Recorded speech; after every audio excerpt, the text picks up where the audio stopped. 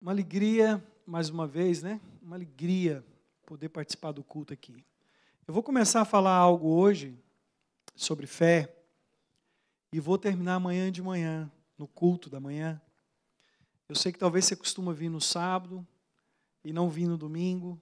Fica à vontade, mas se você quiser vir amanhã vai ser bom. Se você quiser estar aqui de novo vai ser bênção. Eu acredito naquilo que a minha esposa falou, né? Quanto mais a gente ouve a palavra de Deus, mais ela nos transforma. Quanto mais a gente ouve de Deus, mais nós somos abençoados. Como eu estava dizendo, Deus tem me falado a respeito de milagres. No início do mês de dezembro, eu tirei um tempo para buscar mais de Deus e jejuar. Eu sempre faço isso no final do ano, para que Deus me diga o que Ele quer para o ano seguinte e também para fazer uma reflexão sobre o ano que está terminando, para saber se aonde eu errei, onde eu acertei, o que Deus quer que mude ou não. Às vezes a gente tem medo de mudança, mas quem tem medo de mudança não progride na vida, não avança, não é? E esse mês de dezembro, quando eu tirava um tempo para isso, Deus me dizia que iria fazer na minha vida e na vida dos irmãos, lá na igreja, nas igrejas que nós cobrimos, milagres. Milagres. Eu não sei se você precisa de um milagre. Eu não sei se você precisa de um milagre na sua vida e que tipo de milagre você precisa. Então, o Renato chegou aqui hoje nos dizendo que o menino dele está internado com uma pequena infecção no pâncreas. Então, se eu perguntasse o Renato hoje, Renato, que milagre você espera de Deus hoje? Com certeza ele diria sobre o filho dele, Pedro, né? Um milagre sobre o Pedro de cura, que essa infecção desaparecesse. Talvez você precise de um milagre por causa dos seus papéis. Milagre.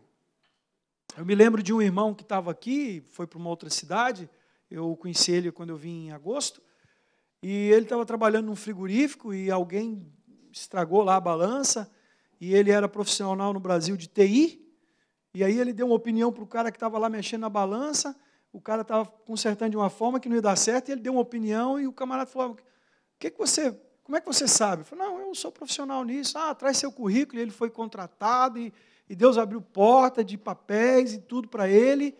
Foi um milagre. Um milagre. Então, talvez, aos nossos olhos, algumas coisas pareçam impossíveis.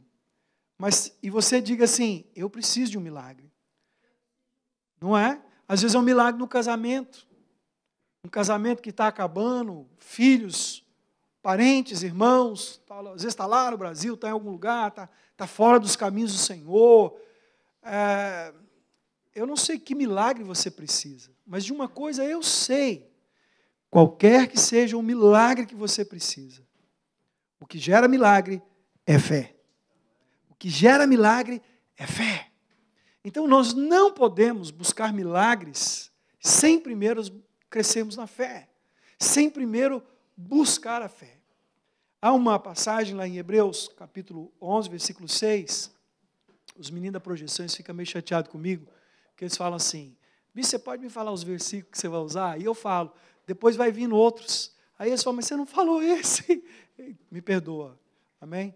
Hebreus 11, 6 diz assim, sem fé é impossível.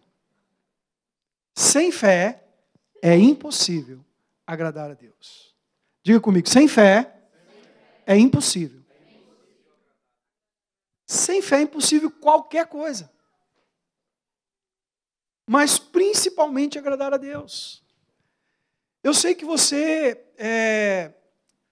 quer agradar talvez seu pai, sua mãe, seu esposo, sua esposa, seus filhos, pessoas. A gente não quer estar mal com ninguém, mas muitas vezes a gente não consegue agradar todo mundo.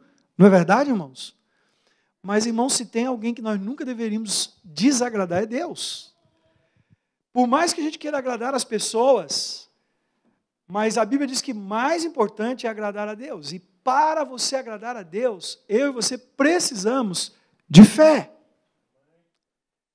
Sem ela, nós nem podemos nos aproximar. Projeta de novo o versículo, por favor. O versículo diz assim, sem fé é impossível agradar a Deus, pois quem dele se aproxima precisa crer que Ele existe e que recompensa aqueles que o buscam. Preste atenção nesse versículo. Sem fé, você nunca vai agradar a Deus. Na sua força, no seu entendimento, no seu braço, do seu jeito, você não vai conseguir fazer aquilo que Deus espera. Então, primeiro você precisa de fé para agradar a Deus. Segundo, você não se chegará a Deus se você não crer, se você não tiver fé que Ele existe. Muitas pessoas vão na igreja, mas não têm fé. Muitas pessoas vêm num culto, carregam uma Bíblia, entregam dízimo e oferta, mas não têm fé. Tem pessoas que têm fé, aquela fé que dá salvação. E, meus irmãos, a fé que nós tivemos para receber Jesus como Senhor e Salvador é uma fé. Mas não é esta fé que gera milagres. Aquela fé nos fez receber a graça. Somos salvos pela graça mediante a fé. Gálatas diz isso. Amém? Somos salvos pela graça mediante a fé. Quer dizer, não é por obras, é por fé. E essa fé que te fez receber Jesus como Senhor e Salvador, a Bíblia diz que é o Espírito Santo que colocou dentro de você. Mas aquela fé que te leva para o céu não é a fé que gera os milagres. Se você olhar para a Bíblia, você vai ver nos evangelhos que as pessoas acompanhavam Jesus e cria que Ele salvava. Os discípulos de Jesus, os 12 que caminhavam com Ele. E há uma passagem que diz que Jesus subiu no monte com 3 discípulos, eles estavam sobre o monte e veio a glória de Deus, um poder sobrenatural, numa nuvem. Deus começou a falar e eles ficaram impressionados, estava com ele lá Pedro, Tiago e João, e eles disseram, Senhor, vamos fazer 3 tendas aqui no topo desse monte, e ali veio o reteté de Jeová, e eles ficaram cheios do Espírito, e o fogo acontecendo lá em cima do monte. Lá embaixo, ficou 9 discípulos. Estava com eles só 3, 9 ficou lá embaixo, no pé do monte. Quando Jesus desce do monte, ele encontra um homem que tinha um filho endemoniado, e o homem diz para Jesus assim, meu filho, ele fica endemoniado, e tem hora que o demônio lança ele no fogo, tem hora que o demônio lança ele na água, e a vida inteira é assim. E eu pedi aos seus discípulos que expulsassem, e eles não puderam libertar o meu filho. E Jesus olha para os discípulos, e diz assim, homens de pequena fé. Jesus não estava falando da fé da salvação, ele estava falando exatamente da fé para operar milagres. O que Deus deseja fazer no meu coração e no seu coração é nos levar a subir níveis de fé para que os milagres que Ele tem para mim e para você aconteçam. Talvez você pense assim, eu acho que Deus não me ama. Eu preciso tanto de um milagre, mas ele não acontece. Deus te ama. Foi por isso que Ele morreu na cruz do Calvário. Mas por que então que o milagre não acontece? Porque você não crê. Você não crê da maneira como você precisa crer. Então o versículo diz, sem fé é impossível agradar a Deus, pois quem dele se aproxima precisa crer. A palavra precisar no original quer dizer necessidade, requisito básico. Você não vai vir à igreja e sentir a presença de Deus se você não tiver fé. Você não vai estar numa reunião de oração e ser cheio do Espírito Santo se você não tiver fé. Você não vai, no louvor, receber a unção, né? Agora mesmo estava tendo uma unção tremenda aqui, através dos meninos do louvor. Você não vai perceber esse ambiente se você não tiver fé. Você não vai se aproximar de Deus se a sua fé for uma fé rasa. For uma fé pequena. Quando aquela mulher chega perto de Jesus, a mulher do fluxo de sangue, e ela toca em Jesus, Jesus não precisa de orar com ela, Jesus não precisa de fazer nada por ela, só o fato dela tocar na roupa de Jesus, ela é curada de uma enfermidade de 12 anos, ela já tinha gastado tudo, ela já tinha perdido tudo, ela ia morrer, acabou a esperança, os médicos não puderam ajudá-la, ela não tinha mais o que fazer. Então, quando ela toca em Jesus, ela é curada, e Jesus olha para ela e diz assim, filha, a tua fé te salvou. Salvou do quê? Da enfermidade. Ele diz, filha, a tua fé te salvou, vai-te em paz e fica livre do mal. A fé trouxe libertação, a fé trouxe paz, e a fé trouxe sobre a vida dela salvação. Mas ela teve que crer. Ela precisou ter uma fé, mas não uma fé dizer assim, eu creio. Você crê? Creio. Você sabia que o diabo também crê? Aliás, a Bíblia diz que ele crê e treme. Nós cremos, nem trememos. Nós cremos porque todo mundo diz que crê. A gente crê porque a gente tem uma informação e a gente acredita que Deus é poderoso, mas nós não temos aquela fé que muda a nossa vida. Porque se a sua fé não muda você, ela não vai mudar a realidade que está à sua volta. Se a sua fé não mudar a sua expectativa, se a sua fé não mudar você por dentro, ela não muda você por fora. Então eu preciso de crer, mas eu preciso de crer aqui dentro. E diz o texto, que quem dele se aproxima precisa crer que ele existe e que recompensa aqueles que o buscam. Quando nós colocamos Deus em primeiro lugar, Mateus capítulo 7 diz assim, buscai em primeiro lugar o seu reino e a sua justiça, e as outras coisas vos serão acrescentadas. Dinheiro, prosperidade, casamento, família, trabalho, estudo, as outras coisas, elas virão. Elas virão como consequência de quem coloca Deus em primeiro lugar, de quem busca a Deus em primeiro lugar. Porque quem busca a Deus em primeiro lugar, precisa crer que Ele recompensa aqueles que o buscam. Se eu busco Deus por religião, se eu venho aqui na igreja porque eu não tinha outra coisa para fazer, eu estava dizendo para os irmãos lá em Limerick, que eu acredito muito que aqui na Irlanda tem tudo para dar certo, as células, porque aqui tudo fecha às 6 horas da tarde, nada funciona depois das 6. Lá em Limerick, pelo menos, é assim. Não tem concorrência. Lá na cidade que eu moro, em Goiânia, tem 146 salas de cinema, tem 18 shopping centers, tem feira de não sei o quê, feira de não sei o quê, feira de não sei o quê, festa de não sei o quê, exposição de não sei o quê, 1000 parques para passear. Quando chega à tarde, à noite, todo mundo tem uma coisa para fazer. Para a pessoa ir numa célula e num programa é uma concorrência terrível. Aqui não. Aqui não tem o que fazer. Vai para casa. Só. Mas tudo bem, é bom ir para casa descansar. 1 dia, 2 dias, 3, depois enjoa. Então, as células, a família, a igreja, o estudo, aqui tem possibilidade de crescer muito. Aliás, Deus trouxe você para cá para te ensinar o que você não aprendeu no Brasil. A Irlanda vai ser na sua vida um seminário de Deus. Já está sendo, né? Deus vai usar a sua vida, seu tempo aqui, para trabalhar e formar o que Ele não fez lá. Esse final de semana, uma irmã me falou isso lá em Limerick. Ela disse, bispo, tudo que eu não aprendi no Brasil, em 2 finais de semana aqui eu aprendi com vocês. Eu fui em muitas conferências, pagava caro lá no Brasil, em 2 finais de semana eu aprendi mais aqui. Isso não é nós, é o lugar e é o tempo de Deus. Então você está aqui porque Deus tem um plano, amém? Mas, se você não crer que Ele existe, e que Ele recompensa se você o busca, se você não for para a célula, se você não vier para o culto, se você não for orar, se você não ler a Bíblia, crendo que por você estar buscando a Deus, as coisas vão acontecer.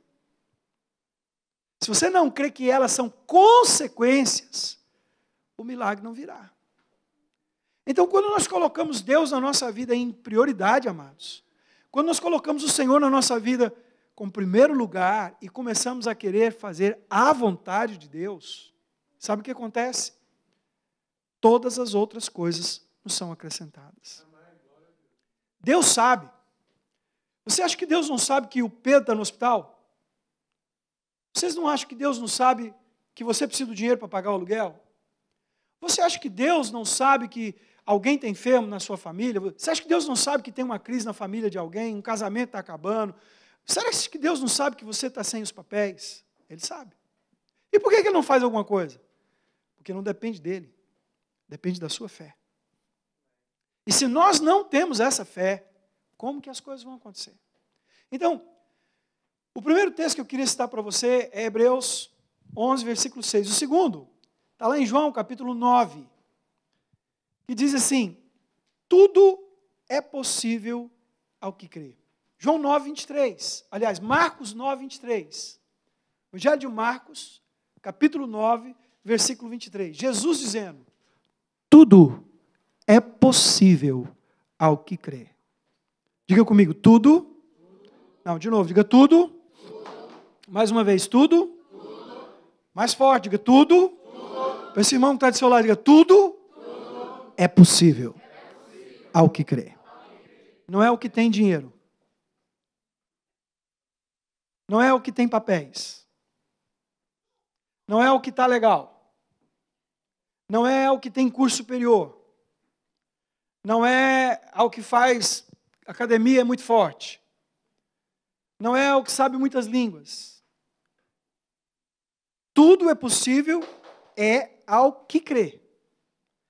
Muitas vezes nós não vemos o impossível de Deus na nossa vida porque nós não cremos que é possível. Nós acreditamos só naquilo que o nosso braço faz. Então, se eu disser para você assim, amanhã, segunda-feira, amanhã não, tem culto, né? Segunda-feira, eu tenho um trabalho para você. Eu vou te pagar 100 euros o dia. E o seu trabalho vai ser descascar 3 sacos de batata. Você vai analisar 3 sacos de batata. Cada saco tem 20 quilos de batata. Você vai falar, mole para mim, isso aí é mole. Por dia. Tomei 100 aqui, vai ser por dia.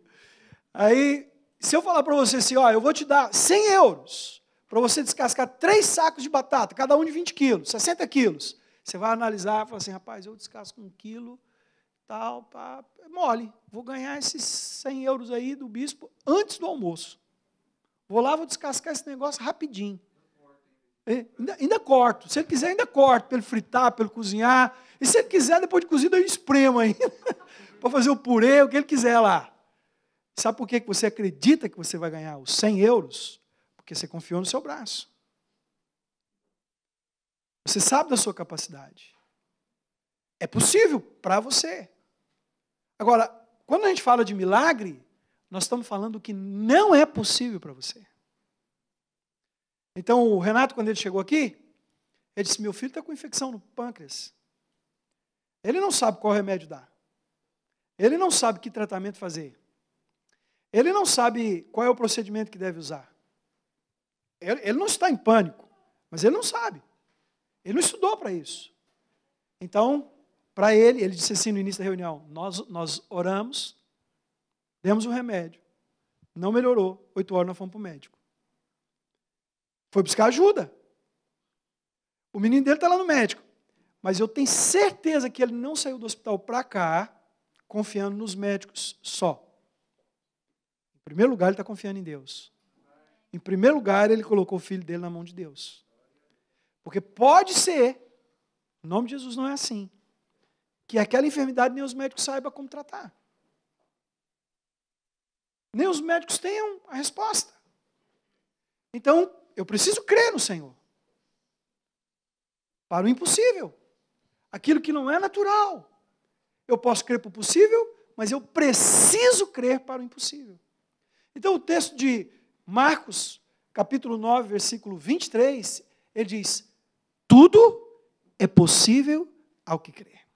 Então, você pensa assim, será que é possível um dia ter papéis aqui? Eu vou dizer para você o seguinte, se você crê, é possível. Ah, fulana está com uma doença muito forte, muito grave. Será que ela pode ser curada? Eu vou dizer para você, se você crê, é possível. Ah, eu preciso de um trabalho, essa semana eu preciso de tantos euros. Será que eu vou conseguir? Eu vou dizer para você, se você crê, é possível. Mas tem uma coisa que eu e você precisamos entender. Fé não é confissão positiva. Não é você ficar falando, eu creio, pensando que o fato de você ficar repetindo, as coisas vão acontecer. Isso é reza. Fé não é pensamento positivo. Ai, vou pensar só em coisa boa. Vou pensar só na cura. Fé não é isso. Fé é a confiança. Hebreus capítulo 11, versículo 1 diz: ora, a fé é a certeza das coisas que se esperam e a convicção daquilo que não se vê. Fé é uma convicção que vem dentro do nosso coração, que nada remove, que nada tira de nós, que nada arranca de dentro de nós. Eu tinha pedido para a irmã projetar um versículo, que está lá em Coríntios, que fala sobre os olhos da fé. 2 Coríntios 4, versículo 16, 17, 18, se você quiser abrir a Bíblia, eu acho que ela vai projetar aqui. Ele diz assim: por isso, não desanimamos. Por isso não desanimamos. Mas ainda que o nosso homem exterior se corrompa, o nosso homem interior se renova de dia em dia. Porque a nossa leve e momentânea tribulação produz para nós eterno peso de glória. E diz assim: não atentando nós nas coisas que se veem, não prestando atenção nas coisas que se veem, não parando os nossos olhos nas coisas que se veem, nas coisas naturais, mas nas que não se veem, porque as que se veem são temporais, elas são passageiras. Mas as que não se veem são eternas, porque você não vê ela com os olhos naturais, você vê ela com os olhos da fé, olhos espirituais. Então, olha o que Paulo está ensinando os irmãos de Coríntios. Ele está dizendo o seguinte: irmãos, não desanimem. Irmãos, não percam a fé. Irmãos, não percam o ânimo. Irmãos, não percam as esperanças. Mesmo que naturalmente você não esteja vendo, interiormente você precisa acreditar. Ele está dizendo isso. Ele fala: a luta que você está passando, a tribulação que você está vivendo, ela tem um propósito. Deus está usando ela para te ensinar a depender dEle. Deus está usando ela para te ensinar a crer nele.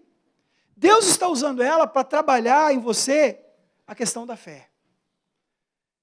A Bíblia diz que Jesus, Filipenses fala isso, Jesus aprendeu a obedecer pelas coisas que sofreu. Meus irmãos, se Jesus, o Filho de Deus perfeito, que não tinha erro, não tinha pecado, precisou sofrer para aprender a obedecer, imagina eu e você. Se ele, Jesus, teve que passar pelo que passou para aprender a fazer a vontade de Deus, imagina nós. Então escute o que eu estou te falando. Os perrengues que você enfrenta aí no dia a dia, as lutas que vêm, eu não vou dizer para você que Deus é mau e gera elas na sua vida, mas Deus usa cada uma delas para ensinar você a subir um degrau na sua fé. Para ajudar você a crer em Deus de maneira mais intensa e mais profunda. Para você ver como Deus é fiel e nunca falha. Para você perceber a ação e o amor de Deus na sua vida. Para você saber que Deus nunca te desampara. Para você ver a fidelidade de Deus em todas as coisas, mesmo quando nós não somos fiéis. Então o texto diz assim: esta leve e momentânea tribulação há de produzir em nós eterno. Em primeiro lugar, Deus está trabalhando na sua vida para a eternidade. Deus, você acha que lá na eternidade, como é que vai ser? Se a gente fosse para a glória, hoje, se Jesus viesse arrebatar essa igreja hoje, ou se um de nós morrêssemos hoje, nós iríamos para a glória. Amém, irmãos? Amém, queridos? Vocês creem nisso? Como que você acha que vai ser lá no céu? Tá, que jeito? O que você imagina? É calculável. Alguém disse assim: eu acho que lá no céu todo mundo vai ter uma roupa branca, e todo mundo vai ter asinha, e nós vamos ter uma harpa, e nós vamos ficar pulando de nuvem em nuvem. Blim, blim, blim, e ficar adorando a Deus. poxa vida, depois de um tempo a gente vai enjoar com isso. A Bíblia diz que nós vamos reinar com Cristo. A Bíblia diz que nós vamos julgar nações. A Bíblia diz que nós vamos adorar. Mas a Bíblia diz que nós vamos ter uma vida intensa na eternidade. Você não vai ficar deitado, sentado. Ai, pronto, vida eterna. Eu tenho 2000 anos que eu estou aqui nessa cadeira. Não vai ser assim, meus irmãos. Deus está te preparando para a eternidade. Mas Ele também está te preparando para a vida aqui. Ele está te ensinando a ter uma fé e crer de uma forma que lá na eternidade você vai ter função, tarefa, uma vida ativa. Mas também aqui. Essa fé que Ele está trabalhando para a eternidade também vai produzir um efeito aqui. Romanos capítulo 5. Diz assim que a tribulação produz perseverança. Perseverança é experiência.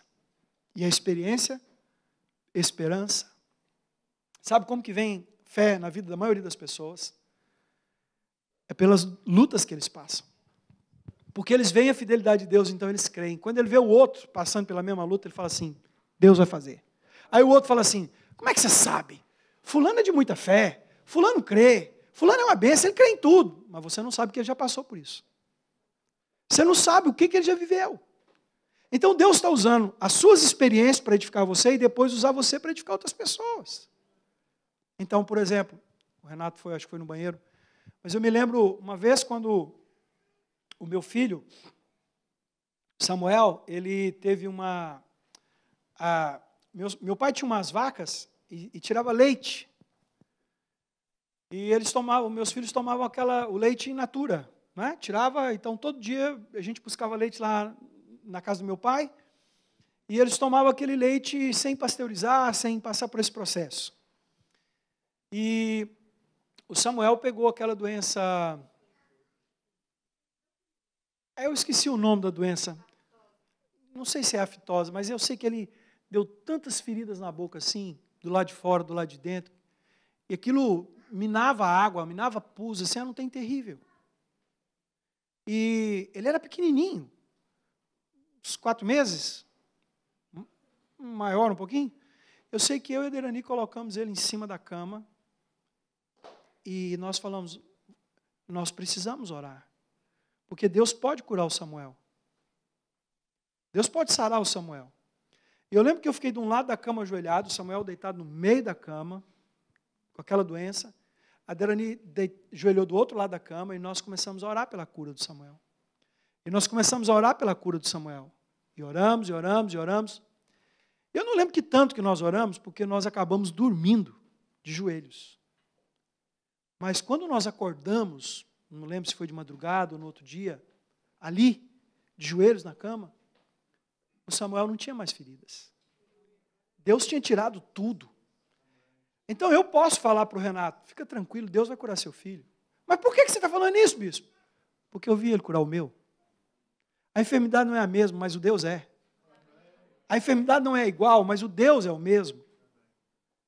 Então eu sei que Deus vai curar o filho dele, porque eu vi Deus curar o meu. Agora, por que eu posso falar para você que Deus cura? Porque eu passei por isso. Mas eu quero dizer para você que quando eu olhava para a boca dele toda cheia de ferida, ele não conseguia mamar, não conseguia comer. Eu ficava aflito. Eu era novo na fé. Eu tinha convertido tinha pouco tempo. Eu não sabia muito das coisas de Deus. Mas naquele dia eu criei. E eu exercitei a minha fé. Como? Orando. Quando nós cremos, a primeira coisa que vem é a oração. Qual é a primeira atitude de alguém que crê? Ele ora. E quando um filho de Deus ora, coisas acontecem. Quantos aqui são filhos de Deus? Como é que você sabe que você é filho de Deus? Comprado pelo sangue de Jesus na cruz do Calvário. Muito bem. A Bíblia diz assim que existe uma mentira no mundo que fala que todo mundo é filho de Deus. Isso é uma mentira. É uma falácia, é uma mentira que tem cara de verdade. João, capítulo 1, versículo 11 e 12, diz assim, ele veio para os seus, mas os seus não receberam. Quer dizer, Jesus veio primeiro para os judeus o rejeitaram. Então diz assim, ele veio para os seus, mas os seus não receberam. Pois todos quantos o receberam, deu-lhes o poder de serem feitos filhos de Deus, a saber, os que creem no seu nome. Sabe como que nós nos tornamos filhos de Deus? Quando nós cremos em Jesus como nosso único e suficiente Salvador. Como o irmão falou, através do sacrifício da cruz, nós cremos que Ele nos perdoou e nos comprou. Amém? Então, se você é filho de Deus, Marcos capítulo 3, a Bíblia diz que Jesus chega na beira do Jordão e o João Batista está batizando as pessoas. Então Jesus diz assim, eu vim para ser batizado. E o João Batista sabia quem era Jesus. Ele disse, mas eu não posso te batizar. Eu não sou digno nem de desatar as suas sandálias. E Jesus diz para ele assim, mas convém que seja assim. Então Jesus entra no Jordão e o João batiza ele. João Batista batiza ele. Quando ele é batizado e sai das águas, a Bíblia diz que Jesus ora. Versículo 23. E tendo orado Jesus, 3 coisas aconteceram. Diz assim, os céus se abriram, o Espírito se moveu e Deus falou. Nós cantamos essa música, que se abram os céus. Cantamos aqui. Quando Jesus orou, a Bíblia diz, os céus se abriram, o Espírito Santo se moveu e Deus falou. O que é os céus abrir? A maioria de nós, quando fala em céu, você já lembra do quê? Daquele azul que tem lá em cima. Ah, o céu. Será que abriu aquele azul assim? Rachou no meio? E o que tinha depois do azul? Luz? O que era? Irmãos, o céu não é o que você vê lá em cima. A gente fala para cima por uma mania. Céu é o mundo espiritual. Céu é as regiões espirituais. E sabe onde é que está a sua bênção? Sua bênção está no mundo espiritual. Tudo no natural é gerado primeiro no espiritual. Tudo do mundo natural é gerado primeiro no mundo espiritual. Então, quando diz assim, os céus se abriram, quer dizer que aquilo que retinha, aquilo que estava fechado, aquilo que segurava, deixou de reter. É como se eu dissesse para você, a porta abriu. Deus abriu a porta. Então, quando Jesus orou, quando o Filho de Deus orou, os céus abriram. E talvez você está aqui na Irlanda pensando assim, rapaz, o negócio está fechado para mim. Não arranje emprego, arranje só bico, faça um serviço, dura uma semana, depois acaba. Aí eu fico 2 semanas parado, e depois é difícil arranjar outro. Negócio de saúde, e não sei o quê, e não sei das quantas. Você está precisando que os céus se abram? Então você precisa orar. Mas não orar como reza, orar por orar. Você precisa orar como resultado da fé. Porque quem crê, ora. Quem tem fé, ele tem atitude. A primeira atitude de quem tem fé é que ele ora, ele pede a Deus, ele fala com Deus, ele clama a Deus, ele não se acomoda. Ele não fica esperando, ele não vai para casa, deitar numa rede, pegar uns copos de suco de laranja, ficar lá, meu milagre. Não. Há uma passagem na Bíblia que diz que uma mulher, ela foi falar com o juiz, e o juiz não quis atender ela, pois ela ficou lá batendo na porta, até que o juiz atendeu a causa dela. Jesus cita essa parábola para dizer que nós devemos ser assim na oração. Perseverantes, persistentes. Uma das características da fé é a perseverança. Que se eu creio, eu não vou desanimar, eu não vou desistir. Eu não vou retroceder. Por isso que o versículo que está lá, coloca de novo, por favor, filha. O versículo é de 2 Coríntios, fala, não desanimem. Primeira coisa, orem. A segunda coisa que acontece com o filho, quando o Filho de Deus ora, a primeira é que o céu se abre, a segunda é que o Espírito Santo se move. E sabe o que o Espírito Santo faz? O que você não faz. Você não tem condição de convencer o seu patrão, mas o Espírito Santo tem. Você não tem condição de convencer o delegado lá da guarda, mas o Espírito Santo tem. Você não tem condição de convencer aquele seu parente que está desviado, mas o Espírito Santo tem. Você não tem condição de arrancar aquela enfermidade, mas o Espírito Santo tem. Quando nós oramos, ele se move, mas ele não se move se nós não oramos. O Espírito Santo não age se nós não cremos, se nós não dependemos. Terceira coisa, Deus fala. E sabe qual é a melhor coisa na vida de um cristão, irmãos? É ouvir a voz de Deus. Porque quando Deus fala, a gente é invadido por uma paz, uma convicção, não é, irmãos? Quando a gente ouve uma palavra, quando a gente ouve uma música, né? Não sei quanto a vocês, mas às vezes eu estou no carro, põe lá um louvor, e às vezes uma frase fala tanto comigo, começo a chorar. E às vezes tem dias assim que eu estou querendo desanimar, que eu estou chateado, estou ruim, aí eu ponho um louvor lá, uma frase às vezes muda tudo. Deus falou através daquela música. Às vezes é uma pregação, às vezes é um versículo da Bíblia que eu li, e ele me salta aos olhos. E aquilo me faz assim um bem tão grande. Deus falou. Tem várias formas de Deus falar. Deus fala através da palavra, Deus fala através dos louvores, Deus fala através dos seus servos, Deus fala em sonhos, Deus usa circunstâncias para falar com a gente. Deus usa circunstâncias para falar com a gente. Uma vez, quando eu fui enviado para ser missionário, eu tinha medo de ser enviado. Eu pensava assim, como é que vai ser quando eu estiver lá no campo? Como que eu vou fazer com o sustento? Eu me lembro que eu estava orando, eu estava lá em Charleville, e eu estava orando, mas eu estava assim com um medo, sabe? Eu sabia que era de Deus, mas eu estava com medo. E se não der certo, como é que eu vou sustentar minha família? Como é que vai ser? Aí eu lembro que eu fui passando, e eu estava orando. E eu fui passando debaixo de uma árvore, estava indo no correio postar um negócio, e quando eu fui passando debaixo de uma árvore, era uma árvore enorme. Quando eu olhei para cima, irmãos, se tem uma coisa que tem aqui na Irlanda é corvo, né? Gente, mas ela estava assim, pretinha de corvo. Parece que todos os corvos da Irlanda sentou naquela árvore aquele dia. E quando eu olhei para aquele tanto de corvo, Deus falou comigo. Se eu já usei corvo para sustentar profeta, você acha que eu não posso fazer isso de novo? Por que você está com medo? Deus falou. E aí eu fiquei assim, na hora, alegre, comecei a chorar. Cheguei lá no correio para postar o que eu ia postar. Eu acho que a mulher lá do correio pensou assim, nossa, deve ser uma coisa muito grave, né? Ele está chorando, deve ser uma notícia ruim, né? Nossa, coitado. E aí eu voltei, estava lá na casa do João, e eu voltei, o João tinha ido trabalhar, a Carminha, os meninos dele estudavam, eu estava sozinho na casa dele. E eu estava num quarto, no andar de cima, e quando eu entrei no quarto, eu fiquei pensando assim, mas como que Deus vai usar um corvo para me sustentar? Eu comecei a perder a fé. Deus tinha falado comigo debaixo da árvore, aquele tanto de corvo, e eu comecei a duvidar de novo, gente, minutos. Não tinha passado nenhuma hora. Aí eu estou lá, no quarto, lá pensando, mas Senhor, Senhor, a cortina fechada assim, eu lá no quarto, Senhor, Senhor, e de repente eu escuto assim, ó.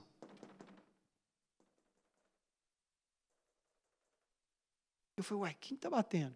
Prestei atenção, era na janela. Uai, quem está batendo? Quando eu abri a cortina, tinha um corvo do lado de fora, bicando a janela. Deus não precisou de falar nada, a circunstância falou comigo. Amém? Deus fala. E quando Deus fala, nós somos invadidos por paz, por convicção, por certeza.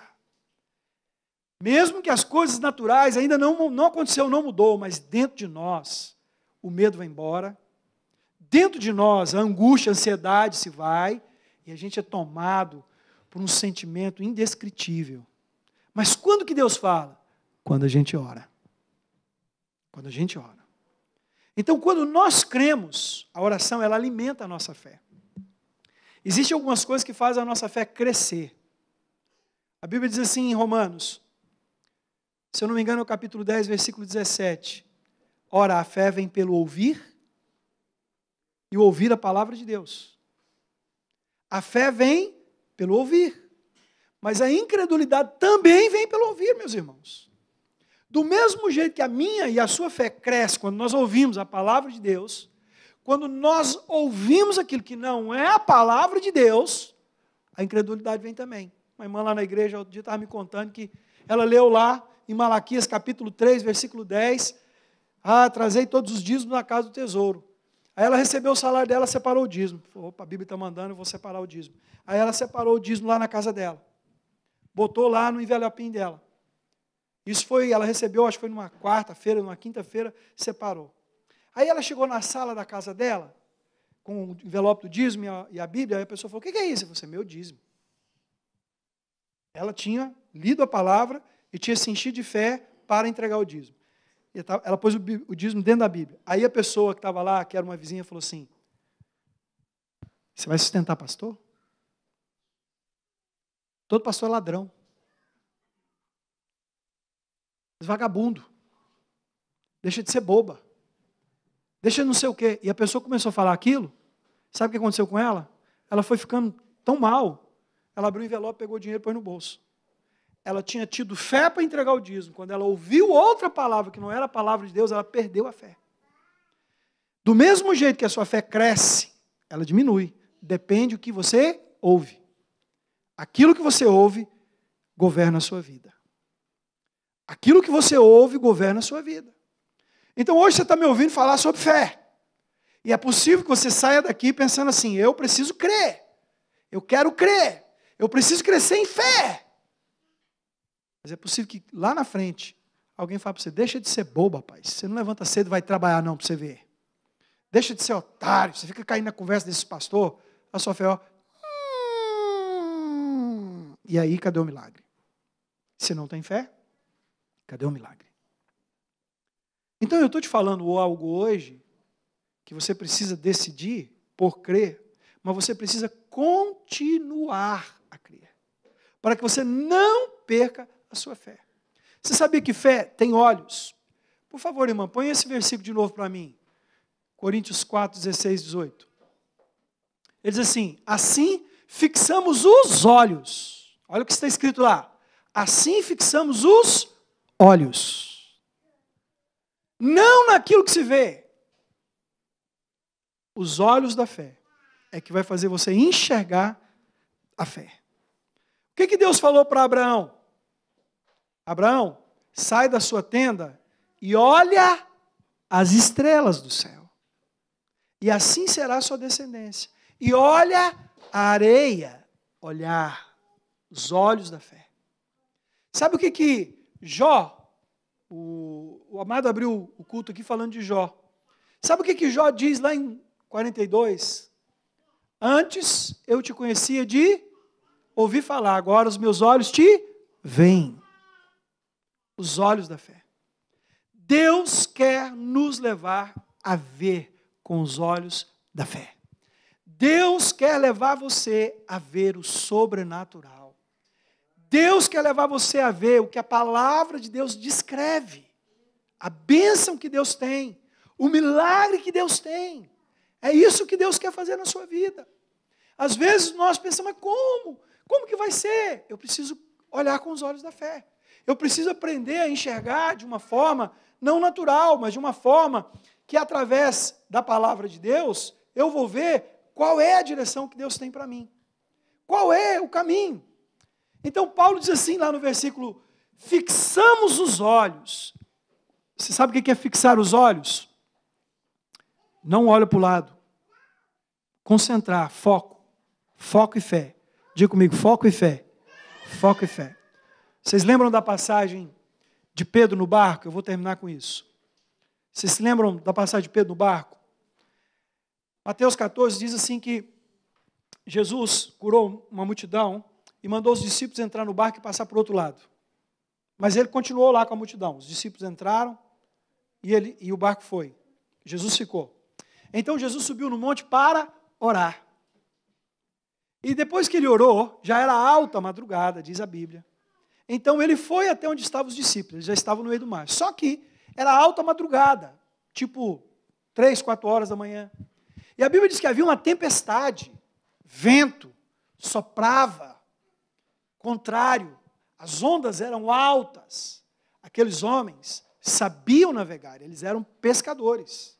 Eles sabiam como lidar com o leme, eles sabiam como lidar com as velas do barco, com os remos.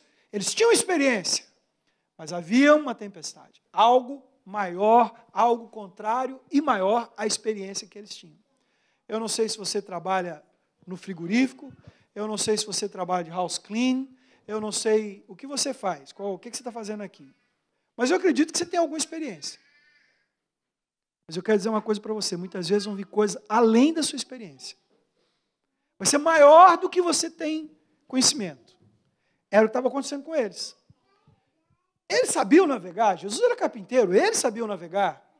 Eles sabiam o que fazer, mas diante daquela tempestade, eles estavam quase afundando. O barco estava quase afundando.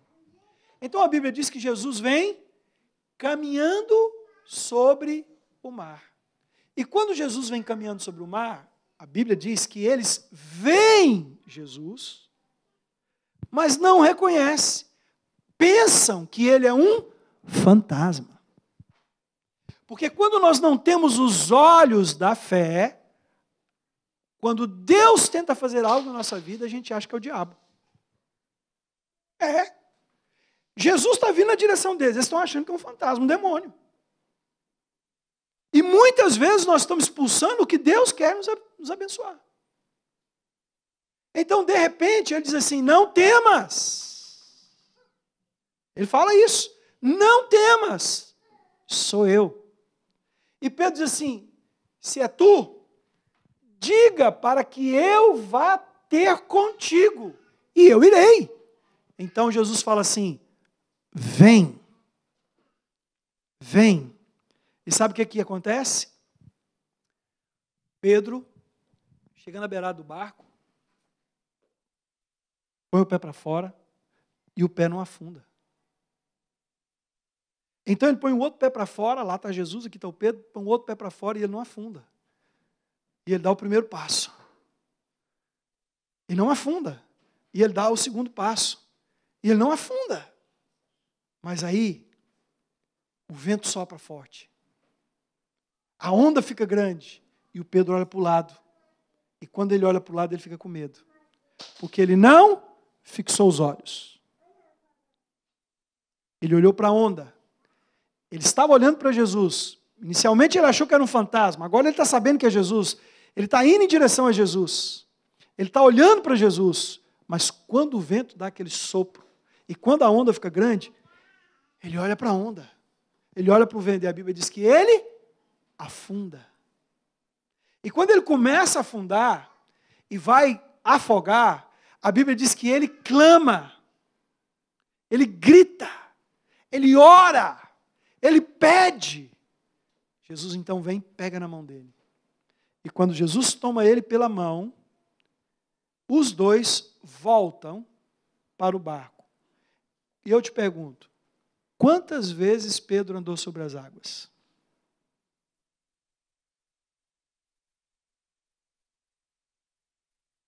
Quantas vezes Pedro andou sobre as águas? 2 vezes. A primeira vez ele andou olhando para Jesus. A segunda, ele andou segurando nas mãos de Jesus. Sabe como que a nossa fé cresce? Quando cresce a nossa intimidade com Deus. Sabe quando que as coisas, os milagres, o sobrenatural de Deus vai aumentar na minha vida? Quando aumenta a minha intimidade com Deus. Quando eu busco Deus, não para constar, não por desencargo de consciência, não por religião, mas eu busco querendo vê-lo face a face. Preste atenção, quando ele sai do barco, ele está andando porque ele está vendo Jesus, os olhos da fé. Mas quando ele tira os olhos de Jesus, ele afunda. Mas ele lembra que a oração é a característica de quem crê. Então ele ora. Talvez afundando ele não consegue mais olhar para Jesus. Não sei quem já afogou aqui alguma vez. Você entra num redemoinho assim. Você começa a desesperar. Naquela hora, ele não conseguia olhar para Jesus. Mas ele clamou. Jesus veio e segurou a mão dele. E agora os dois voltam caminhando para o barco. Agora o Pedro está segurando a mão de Jesus. Antes ele estava longe, agora ele está do lado. Cresceu a intimidade, cresceu o sobrenatural. Agora imagine só, quando Jesus entra no barco com Pedro, os dois andando de volta para o barco, eu não sei quantos passos que ele deu até afundar. Não sei quantos. Não sei se foi 1, se foi 10, se foi 20, se foi 30. Mas o mesmo percurso que ele fez para ir, Deus trouxe ele de volta, andando. Quando ele entra no barco, o que tinha dentro do barco? Tinha 11 incrédulos e um que andava de mão dada com Jesus sobre as águas. Então, barco, a Bíblia fala barco, barco pode ser a nossa vida, como pode ser a igreja. E nessa noite, aqui, você pode optar de que lado você vai estar. Dos 11 que ficaram lá dentro do barco,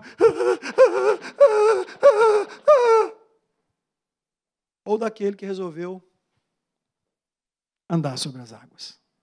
Mas eu posso, bispo. Se você crer, se você olhar para Jesus, se você decidir se tornar mais íntimo de Jesus, você vai ver o milagre. Não é eu que faço milagre, é Deus. Não é para mim que você tem que olhar, é para Ele. Então, qual é a sua decisão? Você quer ficar no barco com um monte de incrédulos? As igrejas estão assim de gente que fala que crê, mas não crê nada. Só fala. Quer que os outros orem, quer que os outros intercedam, quer que os outros busquem. Eles vão no culto que tem um pregador lá hoje que vai fazer milagres, tem um pregador lá hoje que vai curar, tem um pregador lá hoje que vai orar, o povo vai ficar rico. Aí eles vão lá por causa da fé do outro. Muita gente assim nas igrejas. Mas tem aqueles como Pedro. Senhor, se eu falar para mim, é para mim. Deus quer mudar a sua história. Deus quer mudar a sua história. Deus quer levar você a experimentar o sobrenatural dele na sua vida. Mas você precisa decidir se você quer ou se você não quer. Amém?